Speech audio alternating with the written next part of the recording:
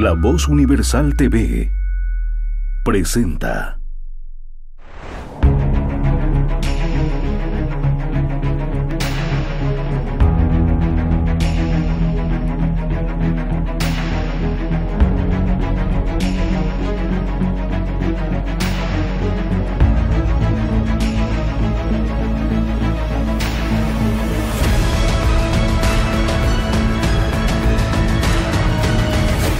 El Laberinto con Andrés Canseco.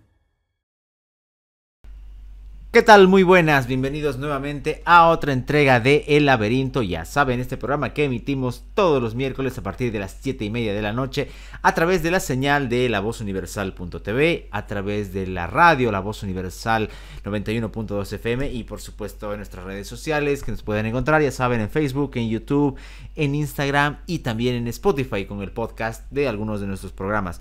Agradecerles de verdad a todos por sus likes, por sus comentarios, por compartir el contenido de la página esta semana, que ha sido muy interesante, así que gracias por aquello. Empezamos entonces el laberinto de esta semana. Aunque uno quisiera evitar ciertas obviedades y lugares comunes, de hecho lo vamos a hacer, es innegable que lo que ha marcado la pauta, casualmente o no tan casualmente, en la vida política de la región y del país tiene que ver con este asunto de los ítems fantasmas, aparentemente 800, aparentemente con montos elevados durante la gestión anterior del manejo de la alcaldía de Santa Cruz de la Sierra. A ver, y más allá de los dimes y diretes, más allá de las antipatías y algunas idolatrías que genera la clase política en Bolivia, es bueno recordar lo que decíamos la anterior semana, porque acá no creemos en profetas ni mesías, pero venía muy al caso lo que se decía la anterior semana acerca de la desconfianza con la que uno mira a la clase política, con la que uno mira a quien administra la cosa pública. Y evidentemente lo que ha ocurrido tiene que ver con para mí, con una, no quiero decir casual, pero una evidenciación por otros motivos que casi tienen que ver con la vida personal que desencadenaron el descubrimiento de este asunto y que todavía está en una investigación. Dudo mucho que haya errores. Es más, si uno quiere pensar mal, hasta deberíamos ver que se quedó corto este asunto de los 800 ítems. Inclusive ya había denuncias previas, no sé si lo recuerdan, de contratos irregulares y que tampoco por casualidad la fiscalía había archivado. Y es interesante porque más allá de que se replican los males nacionales de ese pueblo enfermo que alguna vez escribió de manera tan acertada, dura y chocante para algunos el gran Alcides Arguedas, llama la atención cómo es que reacciona la sociedad civil, el político oportunista, el político en su silencio. Dicen mucho las reacciones. Y en algunos casos, por supuesto, se puede deber hacia cierta cautela comprensible que puede haber. Pero la cautela tiene que ver con quiénes son los responsables, quiénes habilitaron estos ítems, quiénes se beneficiaron, en qué porcentajes, en qué medidas, y por supuesto la lección para lo futuro, porque uno sabe lamentablemente que estas cosas pueden terminar en la nada, porque no es que tengamos una justicia, un ministerio público transparentes y que nos dé la garantía de que esto se va a solucionar. Es más, hay vínculos con el poder que tiene que ver con familiares, logias, grupos de poder, partidos políticos, grupos empresariales, porque todo el mundo está metido acá, cooperativas. Entonces, uno duda de en qué vaya a acabar. Y es cierto, yo no soy muy optimista, pero ¿en qué sí nos puede ser útil? Primero, en que esos actores, los que mandaron, los que firmaron, los que callaron y no denunciaron, no vuelvan a aparecerse para querer tener poder, para tener nuevas elecciones, nuevas postulaciones. Ese es al menos algo que podemos rasgar de todo esto. Me parece útil en ese aspecto. Insisto, lo principal Sabemos que tiene que ver con la recuperación de los bienes, o del dinero, de los bienes, con la cárcel para los corruptos, sí, pero sabemos también cómo es Bolivia. Gabriela Zapata ha sido liberada esta semana, justo el día de la marcha, casi como un regalo. O sea, eso nos dice mucho de las maneras en las que se mueve la justicia. Pero entonces, si no va a haber eso, si el Estado no va a cumplir esa función que tiene administrando justicia, por lo menos saquemos algo. Y es lo que decíamos la anterior semana: desconfiar, mirar mal, ser escépticos, no idolatrar, no venderse por un cargo, y también saber cernir. Ojo, y esto no tiene que ver con de dónde sea o de qué lugar, no, tiene que ver con saber cernir y discernir entre una cosa que es el respeto al debido proceso que todos los ciudadanos, hasta el más infame y criminal, debe tener, por más de que a veces nos pese decirlo, y la protección de los corruptos locales. Ojo, no se confundan. No quieran llevar las cosas hacia otro lado. Y lamentablemente también el gobierno central lo está llevando hacia otro lado. Por supuesto lo va a utilizar seguramente para extorsionar. Aparecerá una nueva versión seguramente del fiscal Marcelo Sosa. Aunque ya hay otra Sosa metido acá, aunque se esconde. Seguramente, pero eso no quiere decir que la institucionalidad vaya a defender corruptos.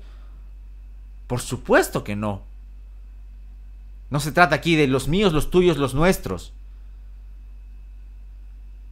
Se trata de un manejo que ha habido, de una cultura que hay. Ojalá ni siquiera es el manejo específico, porque de repente ahí podría ser, pero no es.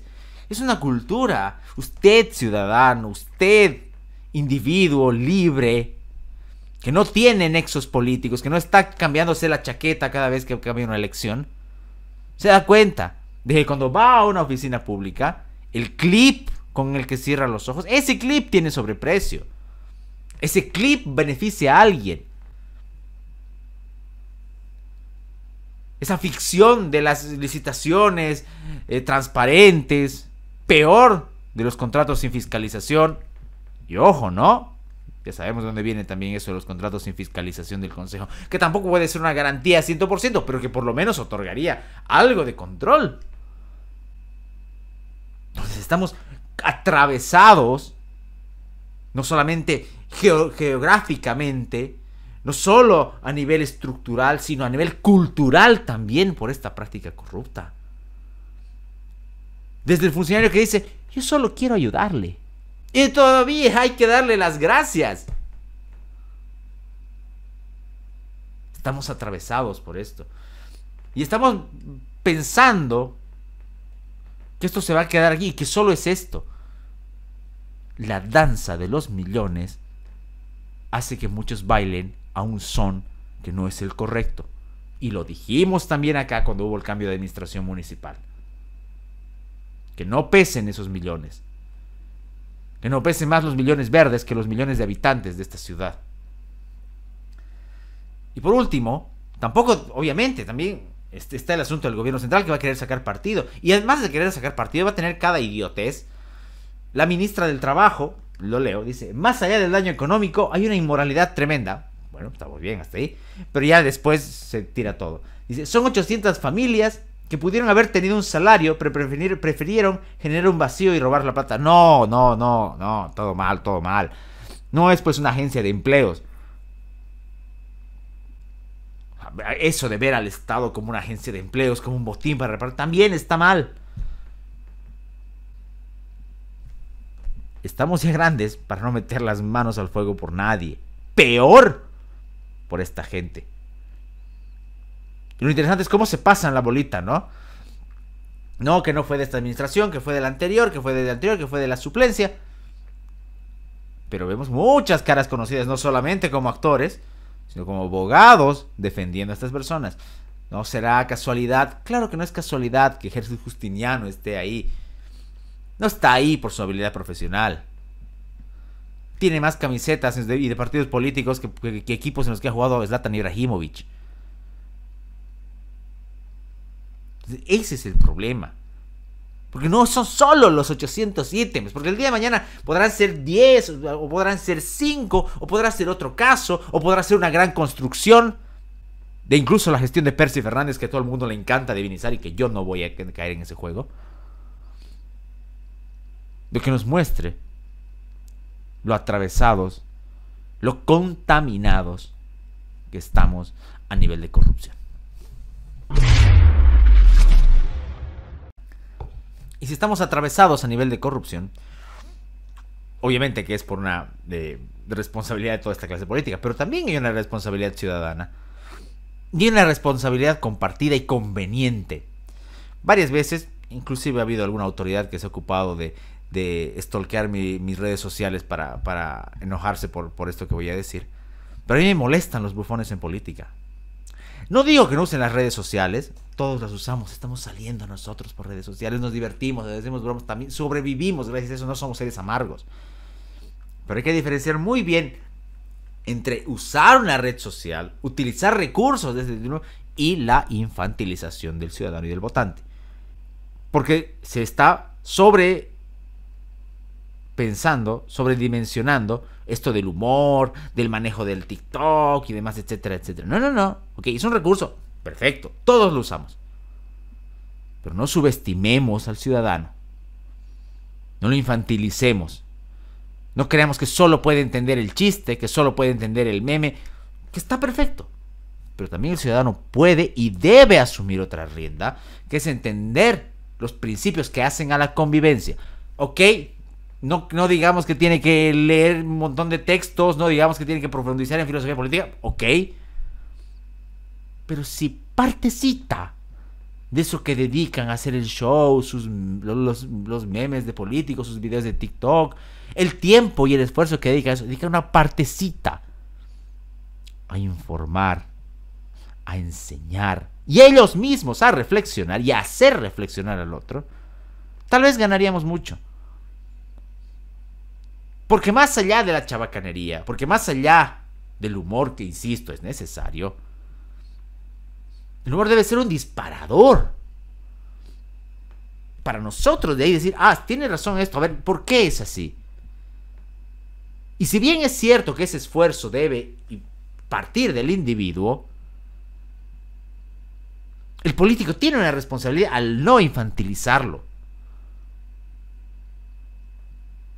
Al pensar que solo puede reír.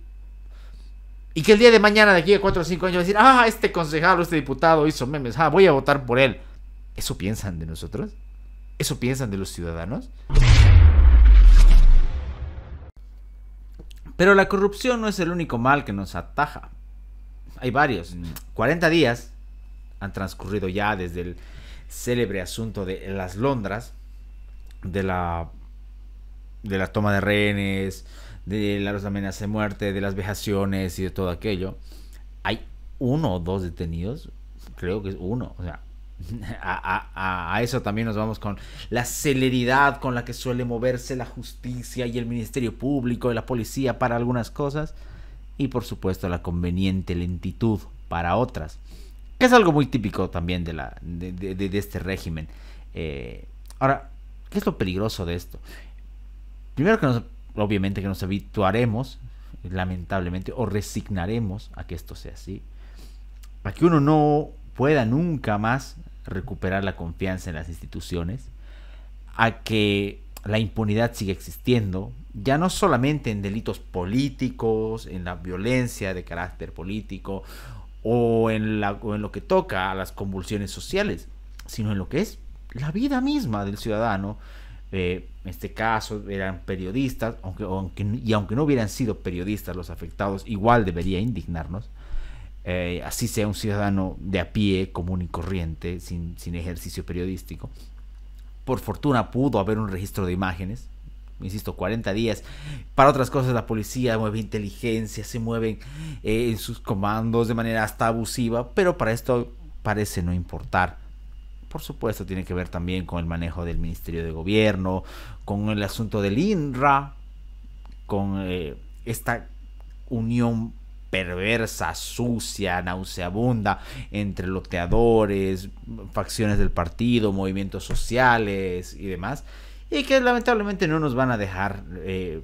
Aquí sí no creo que ocurra nada, lamentablemente. ¿Por qué? Porque sienta otro precedente, el saber que ya no es solo el chapare, ya no es solamente algún sector en el altiplano, sino que ya hay republiquetas con intereses oscuros, delictivos en todos lados. Y que si el Estado, nuevamente, que se ocupa de fábricas, que se ocupa de ministerios de culturas y de otras estupideces que no debería ocuparse, no cumple su función esencial. Digámoslo como es, un Estado fallido. No hay que tener miedo de decirlo, ya lo he dicho varias veces, o sea, cuando deja de cumplir la función para la que fue creada, las funciones para las que fue creado, el sentido mismo de aquello que es, y se convierte en una especie de agencia, ya ni siquiera beneficiaria de empleo, sino de lucro y de enriquecimiento ilícito, ahora con el tema de la tierra, entonces deja de ser un Estado para ser una cosa fallida. O sea, sigue siendo un Estado, pero es fallido. Y encima con la perversión de perseguir a quien le conviene, de generar todo un clima de incertidumbre en la vida misma, entonces ya es un Estado fallido. 40 días han pasado de las Londras y nada ha quedado claro hasta ahora acerca de los responsables. Y como acá en el laberinto queremos ser todo menos lights, quiero quedarme con una cuestión sobre el final que me dejé pensando. Una vez que se cierran las gestiones escolares y queda evaluar y se pregunta siempre qué lista de útiles habrá, qué obras se pedirán, qué libros serán los de la lista, etcétera, etcétera. Me volví a curiosear viendo algunas listas de algunas instituciones educativas y veo cómo van desapareciendo los clásicos. No solamente en materias de filosofía o de pensamiento crítico, sino también en literatura, en sociales. Hay profesores que lo hacen y para mí tienen un enorme valor, que siguen manteniendo los clásicos. Pero más allá del campo educativo, mi pregunta era eso. ¿Qué hacemos con los clásicos? Porque muchas personas, no solamente, insisto, en el campo educativo, sino en el campo intelectual, en el campo profesional, han empezado ya desde hace tiempo a desdeñar los clásicos. ¿Por qué? Porque se afirma que son obras que están fuera de tiempo, o de que no representan ya nuestra realidad, o de que nuestros problemas son diferentes. Y efectivamente el mundo ha evolucionado, nadie lo va a negar. Pero ¿dónde está el valor de un clásico? En la trascendencia que tiene para haber roto ese margen de los siglos inclusive. Y no solamente el margen temporal, sino también el margen espacial. Un clásico de la literatura, de la filosofía, del pensamiento, apuesta a ser universal o se transforma en universal, porque es posible que no haya sido la intención del autor en su momento, aunque en algunos casos sí, pero rompe ese estigma de lo local, de lo efímero. Por eso seguimos leyendo a Platón, por eso seguimos leyendo a Maquiavelo, por eso seguimos leyendo a la Odisea, por eso seguimos leyendo los clásicos, a Cervantes. Intentamos eso. Y hay mucha gente que me dice, no, es que eso es muy complicado para los jóvenes de ahora. Y volvemos al hecho de lo que decía hace rato. Estamos buscando cosas light y con lo que decía más atrás, estamos subestimando y exigiendo cada vez menos a las personas. Y no solo pasa en colegio, pasa en la universidad, y pasa en la vida profesional, y pasa en la vida cultural. Yo no tengo nada en contra de la poesía, pero me parece que una de las razones por las que aparece como un elemento más fácil de digerir es por su brevedad. La gente ya no quiere leer textos largos, lo ve como un castigo. Entonces recuperemos también el valor de los clásicos, y no por una cuestión de extravagancia o de una cuestión snob, o sea, porque tienen un valor, porque los problemas, si bien es cierto, algunos se han transformado, hay otros que son trascendentales. El problema de la muerte, el problema del amor, el problema de la soledad, el problema de gobernar, de cómo gobernar, siguen siendo cuestiones que vienen desde hace siglos.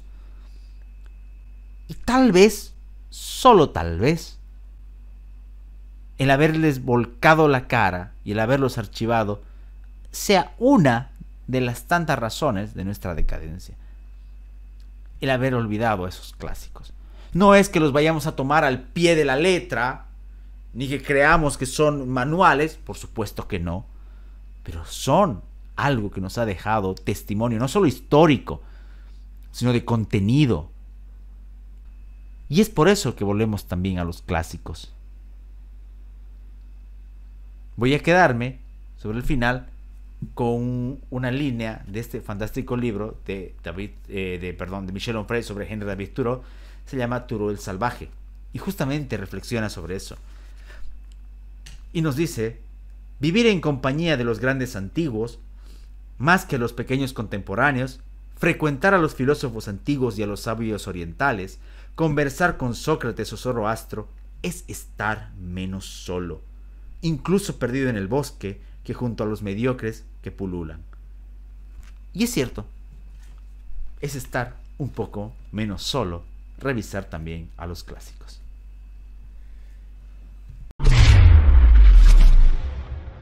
Y así es que llegamos al final de otro laberinto.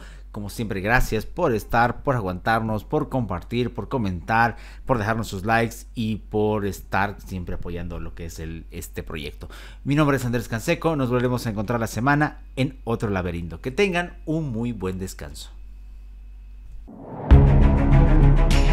El laberinto con Andrés Canseco.